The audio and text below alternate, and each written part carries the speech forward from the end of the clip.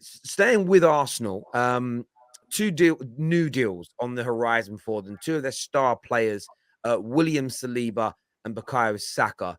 Do you see them being fairly simplistic deals for Arsenal to get done and get over the line?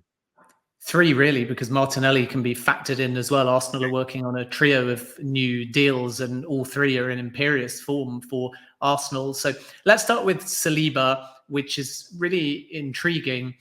When we hit the early part of the window and Saliba had returned from his loan spell with Marseille, a lot of people questioned why Marseille were so intent on signing him on a permanent deal. And it was interesting, really, at the time, because there was outrage within Marseille, and there were lots of people at that football club that were very frustrated that they failed to make more of an effort to try and sign the player, because he had a really good season when he was on loan there. He played in 36 games in the league and he had 52 appearances in all competitions, and he was consistent and he was reliable and he was an elite level modern defender. And then when he returned back to Arsenal, I think that the starting point from many fans was, well, Gabriel and Ben White, they're fine. And now I think people realize how mature, how composed, how technical, and even at the other end, how dangerous William Saliba can be. But the challenge was always, when he returned, he was very happy at Marseille and he was never sure what his exact role was going to be at Arsenal. And that conversation in pre-season between Arteta and Saliba was key, because Arteta made it clear to Saliba that he would play, that he would be integral, that he was valued, that he'd done enough on loan to walk into the Arsenal setup as an integral player. And now we're seeing that. But at the back of Saliba's mind, there is still that question as to whether, one, this will last. And I think based on what we've seen this season, the answer to that question is an emphatic yes. And two, who else is interested in him? And Arsenal have made painstaking efforts to convince Saliba that this is his long-term home. And Saliba and his agent are still deciding and leveraging other offers to try and get the best possible deal. But my understanding remains that because of how he's playing and because of Arteta specifically, that Saliba will sign a new deal at Arsenal. It's being worked on by Edu and everybody at Arsenal. They know how much of a priority this is, and it's all about convincing Saliba 100%. I'm not, by the way, saying he is unconvinced. I'm just saying that it's been quite a turbulent summer where Marseille and other clubs have definitely tried, and Arsenal have made it clear that nobody was meeting his valuation. And now it's a case of tying him down for the long term. And what the dynamics of that deal look like are going to take some time, because I think Saliba wants to push to get an elite level deal. So it's not just about signing, it's about elevating the personal terms to a point where he becomes a high earner and level with some of other integral players at Arsenal Football Club. And that might take a little bit of time, and he will leverage some other offers. And naturally, there's a fair amount of interest. And I think that the other factor in all of this is just, if he doesn't go to Marseille, but he enjoys France, what do PSG do in the long run? And we know, for example, that they've been chasing after Milan Skriniar at Inter and they've been unable to get him. Are they going to pivot and perhaps decide that Saliba is someone on their radar? And I understand that they have been tracking him over the course of the summer. But make no mistake, Arsenal are very confident. It's not so much about the fact that Saliba doesn't want to instantly sign. I think Arteta has convinced him that Arsenal is the right place for him now, and he's playing. It's more about the specifics of how long is the deal going to be? Yeah. Is there any kind of out that could get him to France? And it wouldn't be Marseille, in my opinion. It would be PSG in the long term. But Yeah. in the short term, I think that Arsenal are very confident that they can get over the line. With Saka, I think he's untouchable in the long run. Manchester City and others would love him, but he will sign a new deal. I think there is nothing to suggest that that one will not get done. So there's no panic for Arsenal. Saka's going nowhere. Arsenal will get a new deal for Saka. He's very happy at Arsenal and is also playing really well. And then the interesting one is Martinelli, because nobody other than Kevin De Bruyne this season has created more phases that have led to chances. I think De Bruyne is in the 50s, and then in the late 30s, you've got Martinelli. And that is a real indicator in his position of a player being really involved and at his peak.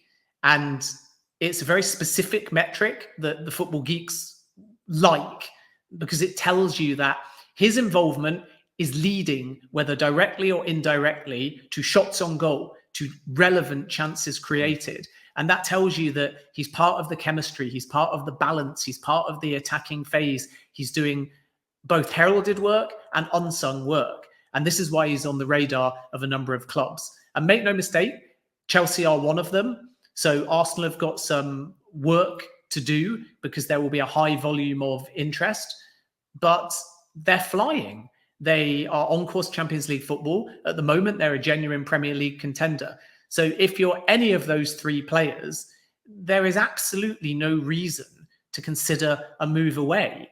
And part of the reason why Martinelli and Saliba in particular will be linked with moves away is really just gamesmanship. It's about allowing it to be put out there that there is other interest to get the best possible deal. So if I was to rank them in terms of speed or likelihood of them being formally announced, and everything has worked concurrently, so this isn't the most scientific way of looking at it, but I would say there is a 100% chance, it is definite, that Saka will stay at Arsenal and will sign a new deal. I would say that it is highly, highly likely that Saliba will find a way to get a deal done. And I would say that Martinelli's head might be turned by one or two offers that come in.